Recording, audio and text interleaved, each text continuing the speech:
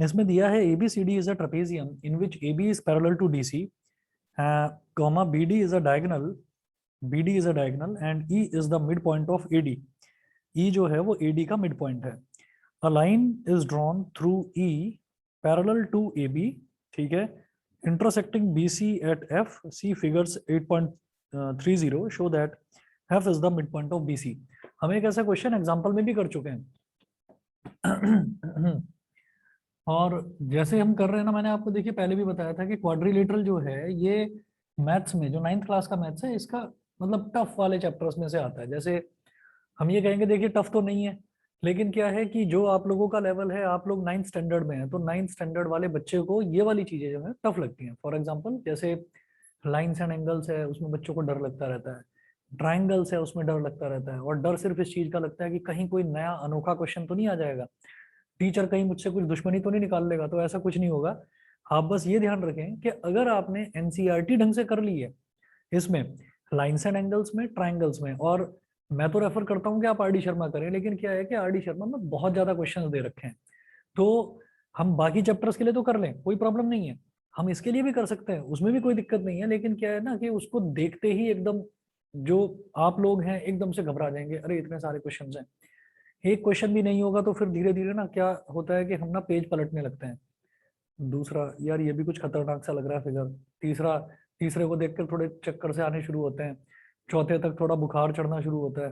फिर 5वें तक लगता है बंद कर दूं, मेरी ना तबीयत ठीक नहीं है, मुझे कुछ हो रहा है, तो ऐसा लगने लगता है. तो इसलिए ज्यादा बेटर ये है कि आप पहले लाइन्स एंड एंगल्स को और ट्राइंगल्स को, मैं तो ये कहूंगा कि जैसे लाइन्स एंड एंगल्स आपने एक बार कर लिया, उसको एक बार करने अब ये तो शायद टर्म 1 में गया ना, तो मजे आ गए आपके. तो ये बहुत अच्छी बात है. लाइंस एंड एंगल्स जो है, लाइंस आप ये देख रहे होंगे कि इसमें भी मैंने कई जगह कॉरेस्पॉन्डिंग एंगल्स, को interior angles, alternate interior angle, इनका मैं यूज कर रहा हूँ ना. तो यहाँ पर भी लाइंस एंड एंगल्स का एप्लीकेशन है, ठीक. और कॉन्ग्रुएंट ट्राइंगल्स का भी हम कई बार यहाँ पर यूज कर चुके हैं क्वाड्रिलेटरल्स में, ठीक. तो ये जो दो चीजें हैं, लाइंस एंड एंगल्स और ट्राइंगल्स, ये दोनों रिलेटेड है. तो आप ये देखेंगे कि उसका यूज यहाँ पर होगा क्वाड्रिलेटरल में. तो अब जो टर्म 2 है, टर्म 2 में जो आपका टफ चैप्टर बचा हुआ है वो यही है क्वाड्रिलेटरल, और ये सिर्फ प्रैक्टिस डिमांड कर रहा है. अगर आप डेली ये सोच लेंगे नहीं मेरे को 2 क्वेश्चन करने हैं इसके, 2 से ज्यादा मुझे करने ही नहीं है, 2 क्वेश्चन करूंगा, मेरे को समझ में आ जाएंगे, नहीं समझ में आएंगे तो मैं तुरंत उसका सॉल्यूशन देखूंगा. सॉल्यूशन देखकर तो आएगा ना समझ में. आपको कई बार ऐसा लगता होगा कि अगर अभी स्कूल जाना शुरू कर दिया, अब तो ऑफलाइन चल रही है ना सबकी क्लासेस, तो कई बार ऐसा लगता होगा कि क्वाड्रिलेटरल जैसे स्कूल में अगर मान लीजिए करवा दिया है स्टार्ट, तो बहुत अच्छी बात है. अगर करवाएंगे तो भी यही काम होगा कि 1 2 3 ऐसे चैंपियंस जरूर होते हैं क्लास में जो क्वेश्चन दिया और खट खट खट खट खट खट लग गए सॉल्व करने और एकदम से कर दिया. उनको आप ऐसे देखते हो.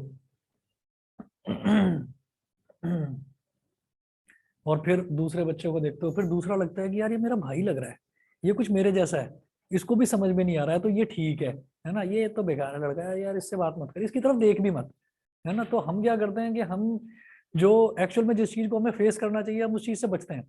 बचो मत. और उन बच्चों का बता देता हूँ, वो कोई मार्स से या जुपिटर से तो आए नहीं है, कुछ नहीं है. वो उस क्वेश्चन को पहले से कर चुके हैं, वो उस क्वेश्चन को पहले से कर चुके हैं, और एक बार नहीं 2 2 बार कर चुके हैं. तो इस वजह से अगर आप भी एक बार देखो, जोर तो पड़ेगा आपको, जोर सुबह सुबह भी जरूर पड़ता होगा जब आपको स्कूल के लिए जबरदस्ती झकझोर कर उठाया जाता होगा, खड़ा हो, जब टेंशन होती होगी बहुत ज्यादा, यार ये क्या है. कई बार तो मम्मी पापा पर भी गुस्सा आने लगता होगा, ये क्यों परेशान कर रखा है मुझे, चैन से क्यों नहीं जीने देते. तो वो बहुत सारी ऐसी चीजें होती है. लेकिन जब आप उठ जाते हो तो 15 20 मिनट आधे घंटे बाद फिर आप वो शायद वो चीज भूल जाते होगे, वो चीज फिर दिमाग में भी नहीं आती होगी कि मुझे ना उठाया गया था, मैं उठा नहीं था, मुझे उठाया गया था. तो इसी तरीके से आपका मन करेगा ही नहीं, घर जाओगे आपका क्वाड्रिलेटरल्स के क्वेश्चंस करने का मन नहीं करेगा, आप जबरदस्ती लग जाओ उस पर, ठीक है. ये भी अच्छा नहीं है कि मैं फोन करके कहूँ कि जी ये ना होमवर्क नहीं करके ला रहा, है ना, तो पता चले मैंने बता दिया, अब पता चला जी एक दिन खराब ही हो गया, घर पर डांट ही पड़ती गई. डांट इस तरह से पड़ रही है कि मम्मी किचन में जा रही है तो भी डांट पड़ रही है, बोलती जा रही है बोलती जा रही है बोलती जा रही है. अब ये लगता है कई बार सुनते सुनते, यार ये तो कुछ ज्यादा ही बोल रही है, चुप क्यों नहीं हो जाती है, बहुत पड़ गई डांट, अब तो शांत हो जाओ, अब तो मुझे जीने दो. तो ऐसी फीलिंग्स आती हैं मन में, ठीक, खास तौर पर आपकी एज में आती हैं. कि डांट दो, हाँ, और फिर लास्ट में कई बार ऐसे भी डायलॉग आ जाते हैं मम्मी की तरफ से, नहीं बच्चों की तरफ से, हाँ हाँ मैं बहुत बुरा हूँ, बस मैं ऐसे ही रहूंगा, ठीक है, माई लाइफ माई रूल्स, ये भी तो चलता है आजकल। तो वो जो चीजें हैं उस चीज का थोड़ा सा आप लोग ध्यान रखिए कि वहां तक पहुंचने की जरूरत ही ना पड़े।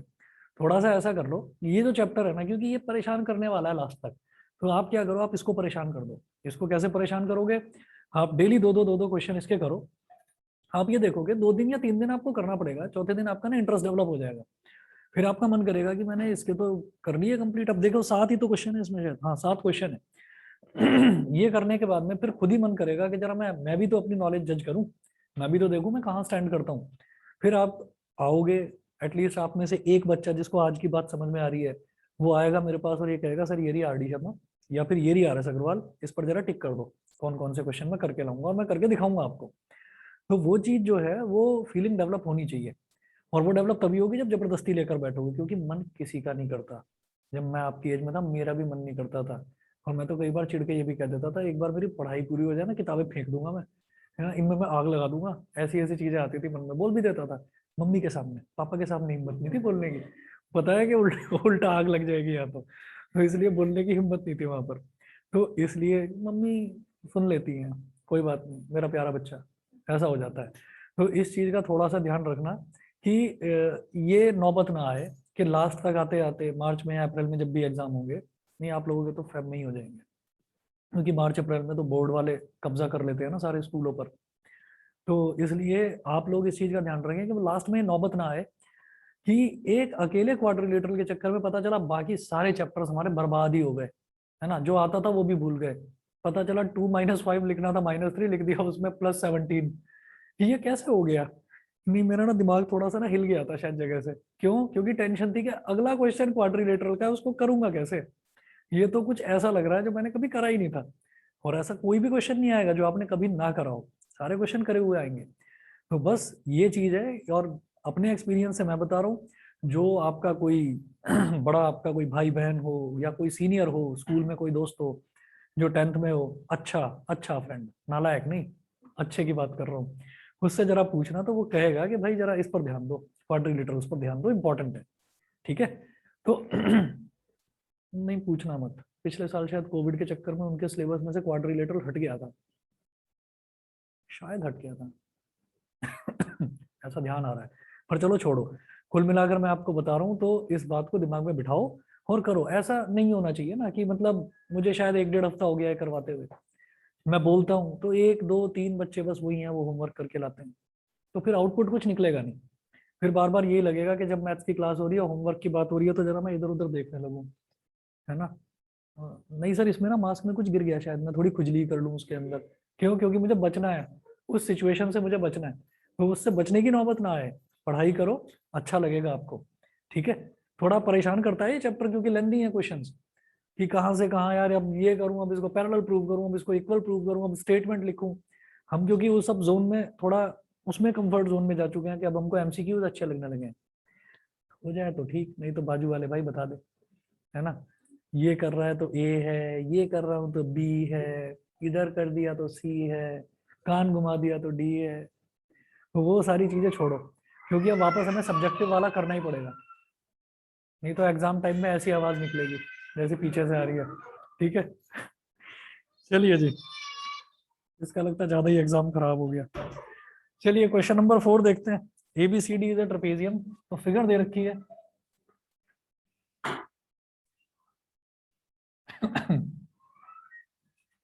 ये स्पेशल साउंड इफेक्ट्स आते रहते हैं हमारे यहाँ पर। चलिए, ABCD, ये एक ट्रेपेजियम दे रखा है, तो ट्रेपेजियम में ना 2 साइड्स पैरेलल होती है, जैसे ये A है, B है, C और D। अब इसमें इन्होंने बोला है कि E is the mid point of AD, और एक लाइन है BD इज अ डायगोनल, तो BD इज अ डायगोनल का मतलब B और D को ज्वाइन कर दीजिए।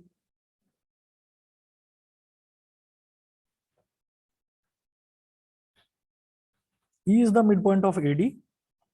अच्छा, a line is drawn through E parallel to AB intersecting BC at F। तो एक लाइन है वो इस तरह से ड्रॉ करी जा रही है। और यहाँ पर जो ये AD को ये लाइन इंटरसेक्ट कर रही है, ये कर रही है E पॉइंट पर, और BC को ये इंटरसेक्ट कर रही है F पॉइंट पर।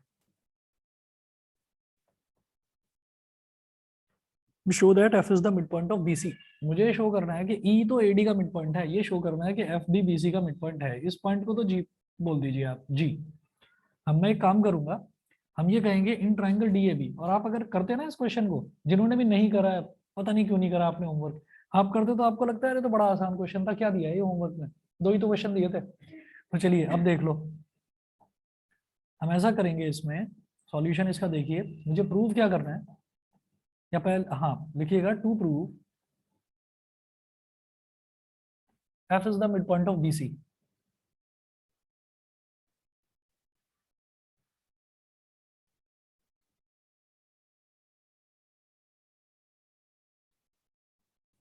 F is the midpoint of BC।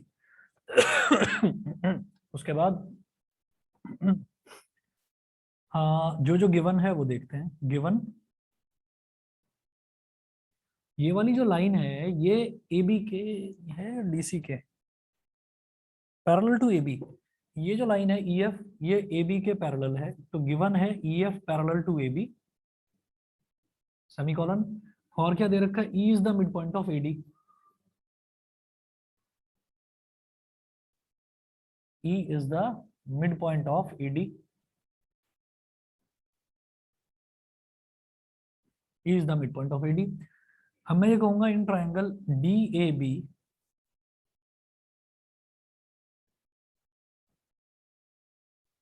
In triangle DAB triangle में E is the midpoint of AB।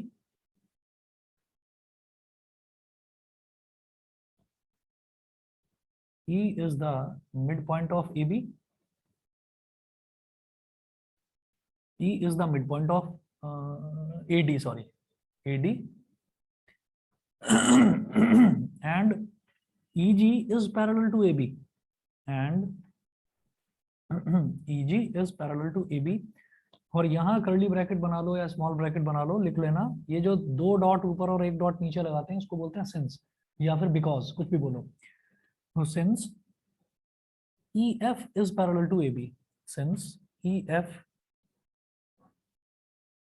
is parallel to AB। क्योंकि जब ये EF इस AB के पैरेलल है तो इसका मतलब EF का ये छोटा सा हिस्सा EG तो AB के पैरेलल होगा ही होगा। अब बस एक चीज आपको लिखनी है, so by mid point theorem, so by mid point theorem, by midpoint theorem, G is the midpoint of DB।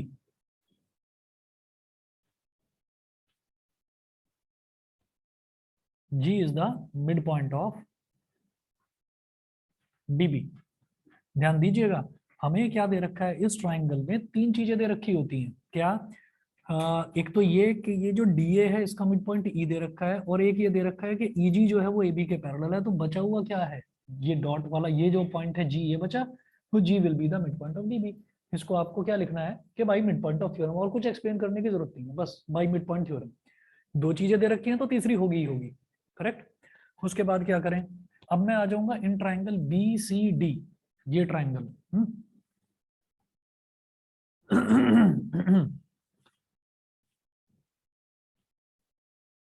now in triangle BCD, अब जब मैं ट्राइंगल BCD की बात कर रहा हूं तो G is the mid point of BD।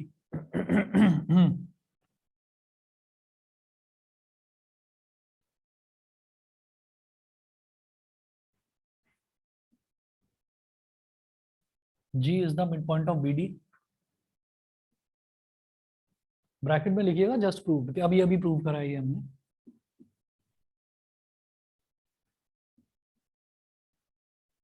ये हो गया। उसके बाद हम ये कहेंगे कि GF is parallel to DC।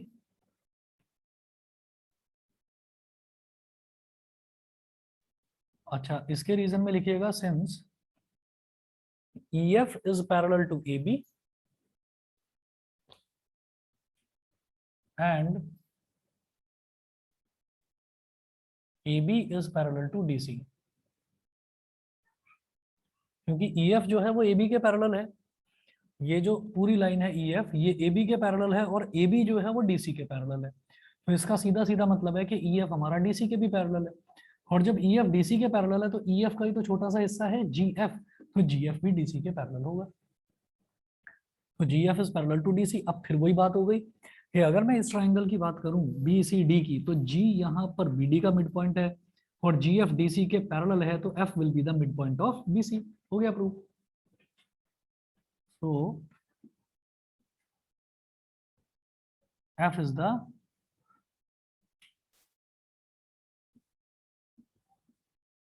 F is the mid point of B C. और आपको बस रीजन में ये लिखना है by mid point theorem.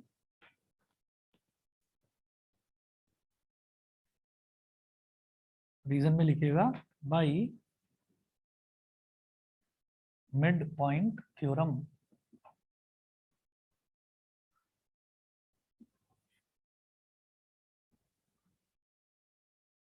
Prove, यही प्रूव करना था, हो गया prove.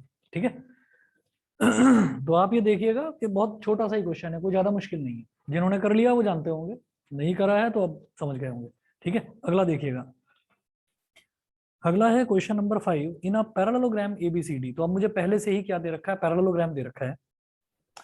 In a parallelogram ABCD E and F are the mid points, E and F are the mid points of sides A B and C D respectively. See figure 8.31, यहाँ पर भी figure दे रखी है। Show that the line segments A F and E C trisect the diagonal B D. Trisect का मतलब क्या होता है? बाइसेक्ट्स का मतलब होता है दो इक्वल पार्ट्स में डिवाइड करना, और ट्राइसेक्ट्स का मतलब होता है तीन इक्वल पार्ट्स में डिवाइड करना। ठीक है, अब जरा देखिएगा। फिगर इसमें दे रखी है।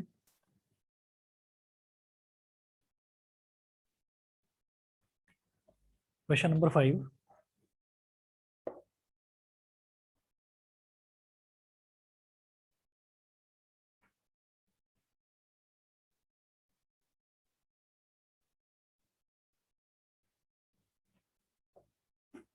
ए B C D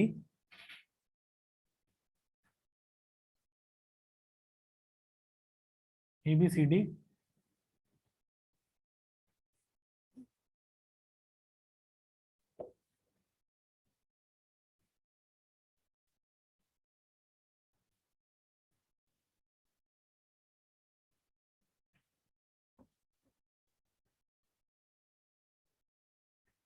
E and F are the midpoints of sides AB and CD respectively. देखिए ए बी का मिड पॉइंट दे रखा है ई, और डीसी का मिड पॉइंट दे रखा है एफ, और ई को ज्वाइन कर देते हैं सी से,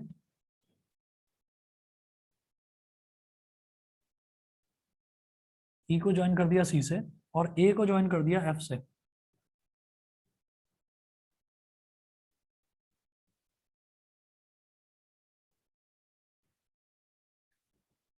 ठीक है।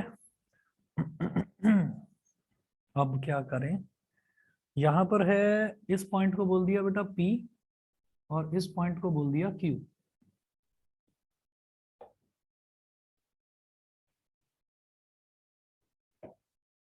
देखिए प्रूव क्या करना है, इसमें लिखिएगा टू प्रूव क्या दे रखा है, A F and E C, A F and E C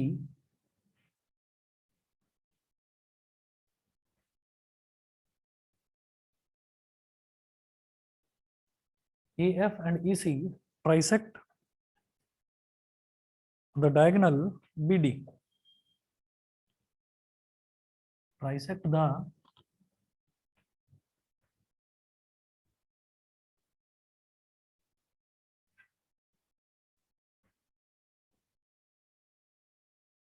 A F and E C trisect the diagonal B D.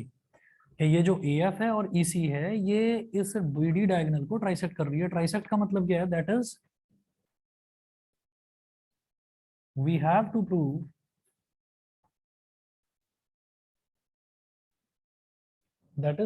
Prove मुझे क्या प्रूव करना है कि B Q is equal to Q P is equal to P D.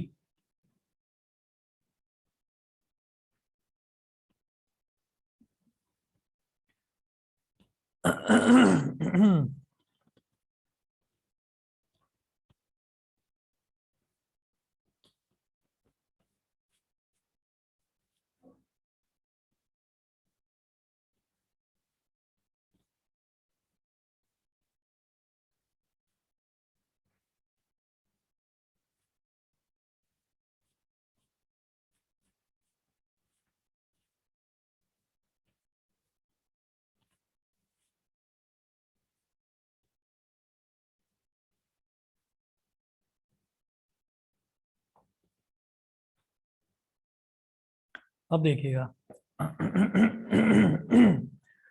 हमें parallelogram दे रखा है, हमें ये दे रखा है कि एबीसीडी एक पैरेललोग्राम है, ये दिया है इन पैरेललोग्राम एबीसीडी, और ई और एफ मिड पॉइंट दे रखे हैं, पैरेललोग्राम भी दे रखा है, मिड पॉइंट भी दे रखा है। तो एक चीज तो समझ में आ गई कि यहाँ पर शायद मिड पॉइंट थ्योरम ही लगेगी। जहां भी मिड पॉइंट दे रखा हो क्वाड्रिलेटरल में, तो ये स्ट्राइक कर जाना चाहिए दिमाग में कि भैया मिड पॉइंट थ्योरम लगाकर देखो। और जब मिड पॉइंट थ्योरम लगेगी तो वो लगेगी किसमें, वो क्वाड्रिलेटरल में नहीं लगती, याद रखना, वो ट्राइंगल में लगती है। तो क्वाड्रिलेटरल जो भी दे रखा हो उसके अंदर ट्राइंगल ढूंढने की कोशिश करेंगे। ठीक, तो जरा देखो आप, अगर मैं ऐसा करूं कि यहाँ पर ऐसा ढूंढेंगे जहां पर पैरेलल लाइन भी आ जाए और जहां पर आपका मिड पॉइंट भी आ जाए, तो कौन सा ट्राइंगल लूं? E Q B. एक मिनट, कौन सा? Sir E Q B. अरे कुछ समझ में नहीं आ रहा, इसको ना रेजोनेंस ऑफ साउंड बोलते हैं, जब तीन चार आवाजें मिक्स हो जाती हैं। हाँ, एक मिनट रुक जाना बेटा ऑनलाइन वाले। हाँ, D, D A F, D A F, ये तो एक ट्राइंगल हो गया। दूसरा कौन सा बोल रहे हो? बी ई सी, मिड पॉइंट आ रहा है इसमें, ठीक है, और पैरेलल लाइंस। समझ में नहीं आया कुछ? कुछ और?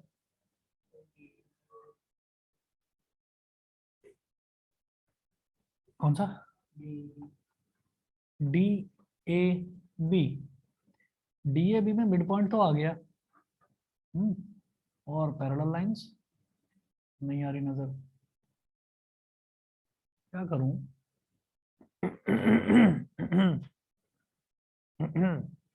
देखते हैं, ये इसका मिड पॉइंट है। पहले एक काम कर लेते हैं, हम ना एक चीज बोलते हैं यहाँ पर कि जैसे एबीसीडी एक पैरेललोग्राम दे रखा है, तो हम यहाँ पर ये कहेंगे since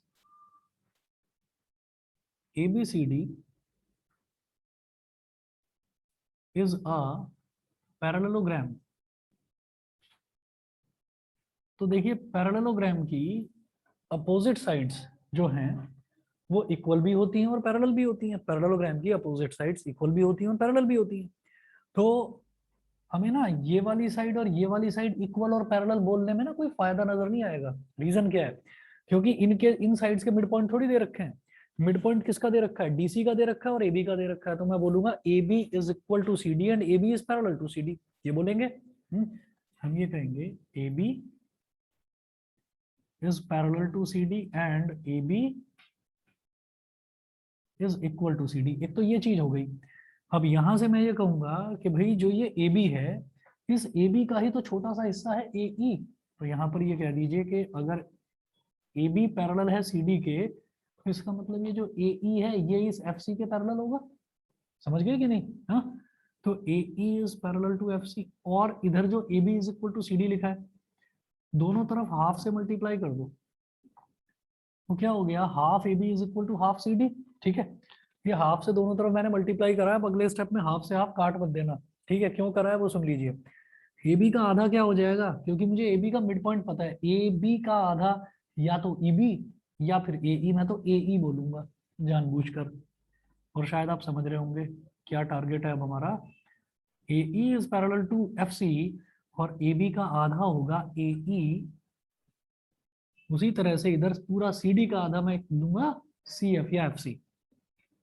A E is equal to F C, ये सफिशिएंट कंडीशन है कि अगर ए ई एफ सी के पैरेलल, ए ई एफ सी के पैरेलल और ए ई एफ सी के इक्वल हो जाए, तो इसका मतलब A E C F is a parallelogram. ठीक है, therefore A E C F is अ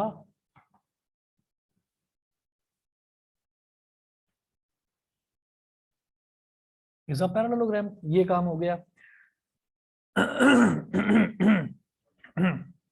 अब उठा लेते हैं ट्राइंगल, अब समझ में आ जाएगा। मैं ये कहता हूं कि in triangle P A be in triangle PAB। तो जब PAB ट्राइंगल की बात करेंगे तो इसमें आप देखिएगा कि E is the mid point of AB। ध्यान देना आप, E is the mid point, E is the midpoint of AB and E is the midpoint of AB। और ये वाली साइड जो है EQ is parallel to AP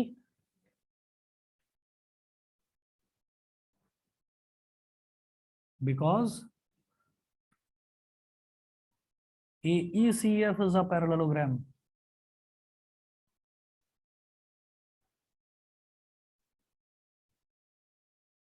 अब समझना मेरी बात ध्यान से।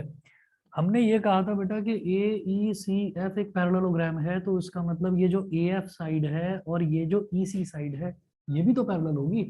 और ये जो EC है इसी का तो छोटा सा हिस्सा है EQ, और ये जो AF है इसी का तो छोटा सा हिस्सा है AP।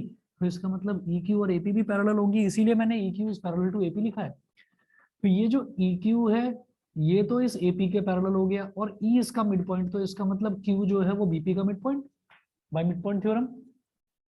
ट्राइंगल को ऐसे देखिए इस तरह से, तो आप ये देखेंगे कि EQ जो है वो AP के पैरेलल है और E जो है वो BA का मिड पॉइंट है, तो Q will be the mid point of BP। समझ गए? क्लियर है? आप बताइए पीछे विहान, समझ गए? तो मैं ये कहूंगा कि जब इस ट्राइंगल में PAB में E is the mid point of BA and EQ is parallel to AP, तो Q will be the mid point of BP। ठीक, so Q will be the midpoint of BP by midpoint theorem।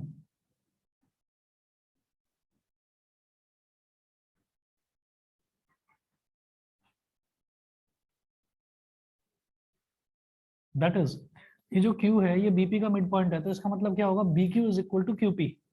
That is BQ is equal to QP। ये हो गया हमारा equation number 1। समझ गए इतना? अब देखिएगा, अब यूज करना है ये E is the mid point of AB, तो इस ट्राइंगल में लाई कर गया। अब ट्राइंगल करेंगे हम यूज कौन सा, जिसमें ये पूरा का पूरा लाई करे QCD। समझ गए? ठीक है, बताओ भाई पार्थ। चलिए जी, तो इधर देख रहे हैं in triangle QCD, in triangle QCD, QCD triangle में अब आप क्या कहेंगे, फिर वही चीज कि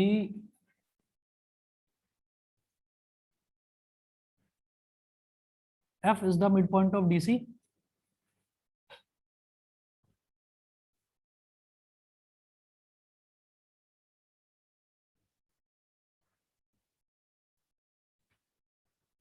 F is the midpoint of DC and PF is parallel to QC।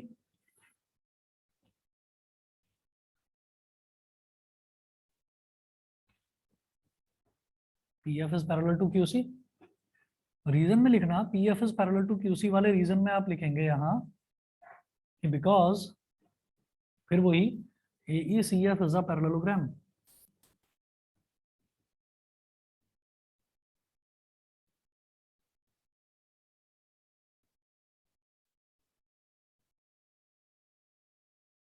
AECF, क्योंकि AECF एक पैरेललोग्राम है, तो ये वाली जो लाइन है AE और ये वाली लाइन जो है EC, AF और EC पैरेलल हो जाएंगी। तो ये जो PF है ये AF का ही तो हिस्सा है, और QC जो है ये EC का ही तो हिस्सा है, तो PF will be parallel to QC।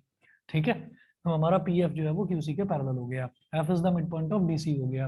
अब आप ये कहेंगे कि भाई जब ये PF QC के पैरेलल है और F जो है वो DC का मिड पॉइंट है, तो ट्राइंगल इसमें DQC में P will be the mid point of DQ। समझ गए? हाँ, क्लियर है? So P will be the mid point of DQ।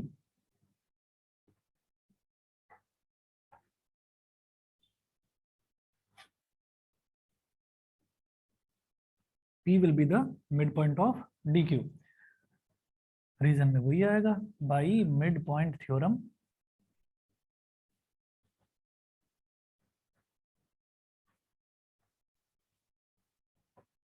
By mid point theorem. फिर आप ये कहेंगे दैट इज जब P जो है वो DQ का मिड पॉइंट हो गया तो DP will be equal to QP। DP और QP दोनों इक्वल होंगे।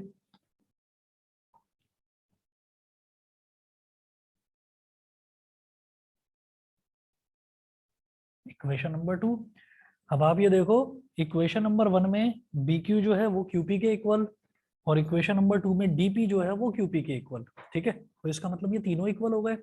इक्वेशन 1 कहती है कि BQ और QP ये दोनों इक्वल होंगे, और इक्वेशन 2 कहती है कि DP और QP ये दोनों इक्वल होंगे। तो इसका मतलब ये टुकड़ा और ये टुकड़ा, ये लाइन के तीन जो छोटे छोटे टुकड़े हैं ये आपस में इक्वल हो गए। ठीक, तो हम यहाँ पर कहेंगे from equation 1 and 2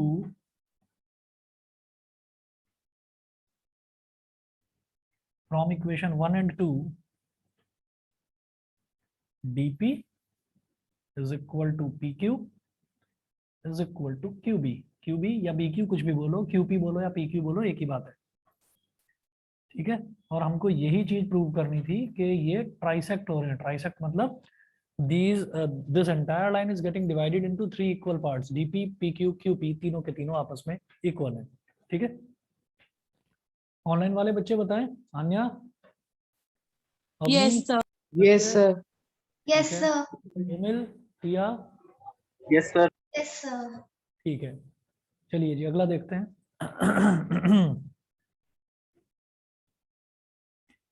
Show that the line segments joining the midpoints of the opposite sides of a quadrilateral bisect each other. Question number 6, कोई फिगर नहीं दे रखी है, बस एक स्टेटमेंट है और उसको हमको प्रूव करके दिखाना है।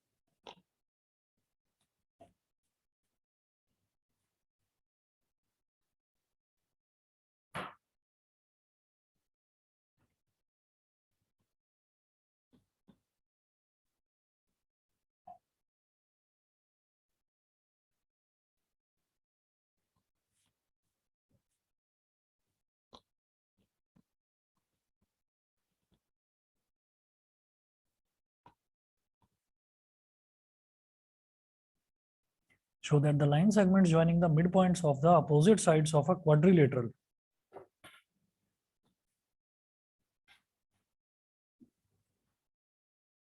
तो क्वाड्रिलेटरल बना लो कुछ भी, 4 साइडेड फिगर होनी चाहिए। अब ये मत कहना है रेक्टेंगल है, ठीक है लग रहा है रेक्टेंगल जैसा पर क्वाड्रिलेटरल है। मैं ज्यादा टेढ़ा मेढ़ा बनाने की बजाय मैंने ऐसा बना लिया इसको, हमारी मर्जी है। तो हमने कहा ये हो गया A B C और D। Show that the line segments joining the midpoints of the opposite sides of a quadrilateral. Opposite sides कौन सी हो गई, ये AB है तो इसकी अपोजिट हो गई CD। इन दोनों को ज्वाइन कर दिया। ठीक है, इसको बोल दो E, इसको बोल दो F, और ये जो दूसरा पेयर है अपोजिट साइड्स का, इन दोनों को ज्वाइन कर दिया। इसको बोल दो G, इसको बोल दो H, और ये जो सेंट्रल पॉइंट है इसको बोल दिया O। क्या प्रूव करना है भाई? प्रूव ये करना है कि इसमें जो ये अपोजिट साइड्स के जो मिड पॉइंट है ये एक दूसरे को बाइसेक्ट कर रहे हैं। अपोजिट साइड्स के मिड पॉइंट को ज्वाइन जो कर रही है ना लाइंस, वो लाइंस एक दूसरे को बाइसेक्ट कर रहे हैं। तो आप ये देखिए अपोजिट साइड क्या हो गई, इधर AB और इधर CD। तो AB का मिड पॉइंट E, CD का मिड पॉइंट F, इन दोनों को ज्वाइन कर दिया तो एक लाइन बन गई EF। फिर AD का मिड पॉइंट G और BC का मिड पॉइंट H, इन दोनों को ज्वाइन कर दिया तो लाइन बन गई GH। तो EF और GH ये जो दो लाइंस हैं ये एक दूसरे को बाइसेक्ट कर रही हैं, ऐसा मुझे प्रूव करना है। ठीक है, हमें सिर्फ इतना प्रूव करना है कि ये line segments joining the mid points of the opposite sides of a quadrilateral bisect each other. ठीक है, अब देखिएगा किस तरह से होगा ये। To prove EF bisects G H, मतलब मुझे प्रूव करना है कि जीओ ओ एच के बराबर आ जाए और एफओ जो है वो ई एच के बराबर आ जाए। तो इसके लिए ट्राइंगल बनाना पड़ेगा। ट्राइंगल, अभी ट्राइंगल कैसे बनेगा बताते हैं।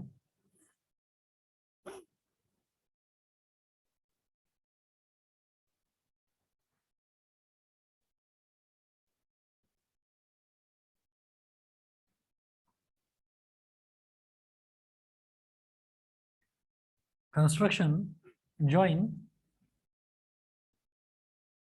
जीएफ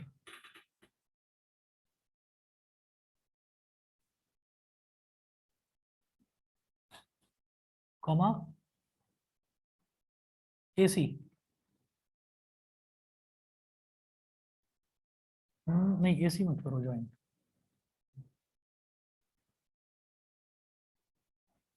जीएफ जीई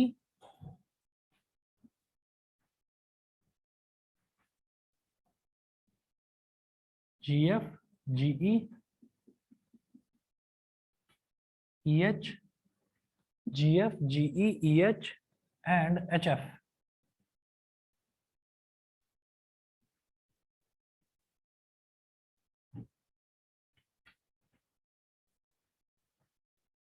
ये ज्वाइन कर दिया, और ये ज्वाइन भी कुछ सोच समझ कर करा है, आप समझ गए होंगे क्या करने वाला हूं मैं। And also join AC, AC को भी ज्वाइन करना ही है।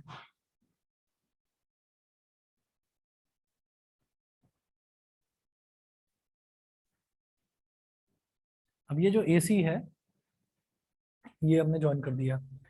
अब हम ये कहेंगे कि ये जो है ना, हम ऐसे ना दो तीन क्वेश्चंस देख चुके हैं कि अगर कोई क्वाड्रिलेटरल है और क्वाड्रिलेटरल की चार साइड होती हैं, उन चारों साइड के मिड पॉइंट दे रखे हैं, उन मिड पॉइंट्स को अगर ज्वाइन करके एक एक क्वाड्रिलेटर बना दिया जाए, जैसे कि यहाँ पर क्या बन रहा है E F E H F G, ये जो क्वाड्रिलेटर बन रहा है ये एक पैरेललोग्राम होगा, ऐसा हम प्रूव कर चुके हैं, और ये बड़े आराम से प्रूव हो जाएगा दोबारा भी। देखिए कैसे, हम ये कहेंगे in triangle D A C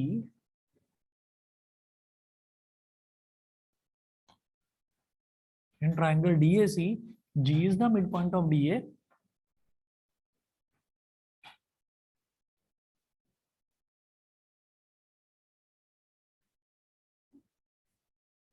G is the midpoint of DA and F is the midpoint of DC.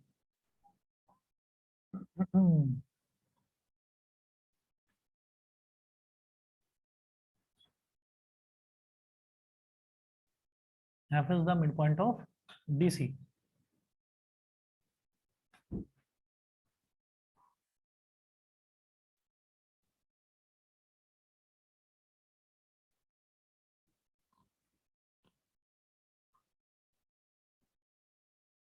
So by midpoint theorem,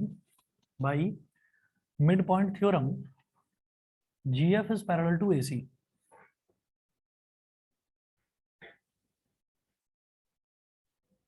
GF is parallel to AC. कुछ कह रहे हैं? अच्छा, तो हमने ये कहा कि GF is parallel to AC and GF is equal to half of AC. ठीक है। ये वाली जो स्टेटमेंट है, इस स्टेटमेंट को बोल दीजिए स्टेटमेंट नंबर 1। ठीक है, अब उसके बाद दूसरा ट्राइंगल लेंगे।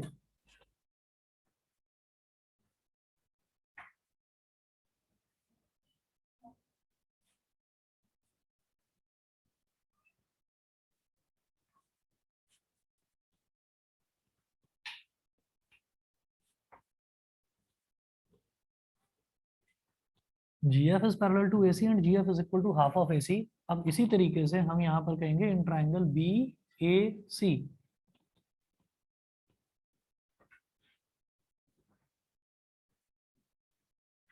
in triangle BAC, E is the midpoint of BA,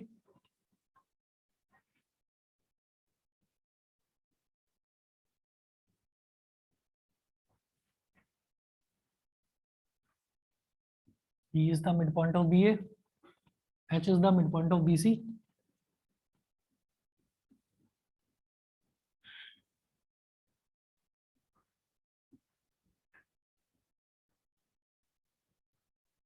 E is the midpoint of BA, H is the midpoint of BC. So by midpoint theorem, EH is parallel to AC.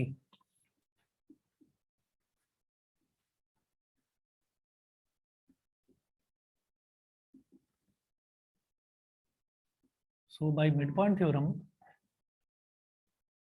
EH is parallel to AC and EH is equal to half of AC. EH is parallel to AC and EH is equal to half of AC. अब ये हो गई हमारी statement number 2, ठीक है। बस मुझे 1 minute दीजिए, मैं 1 मिनट में आ रहा हूँ। और आप लोग क्या करिए, इसको इक्वेशन नंबर 1 और इक्वेशन 2 की हेल्प से ये कहिएगा, मैं आपको बता रहा हूँ आपको करना क्या है, और खुद ही लिखेंगे अभी।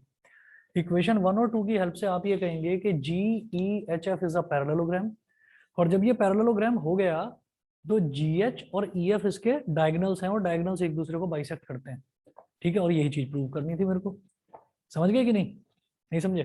हम ये कह देंगे ना कि ये एक पैरेललोग्राम बन गया, क्योंकि GF हाफ AC के इक्वल, EH हाफ AC के इक्वल, तो इसका मतलब GF और EH ये दोनों एक दूसरे के इक्वल भी हैं, और GF भी AC के पैरेलल और EH भी AC के पैरेलल, तो GF और EH ये दोनों एक दूसरे के पैरेलल हो गए, ठीक। तो ये एक पैरेललोग्राम बन गया और पैरेललोग्राम के डायगोनल्स हैं ये GH और EF, जो कि एक दूसरे को बाइसेक्ट कर रहे हैं, यही प्रूव करना है।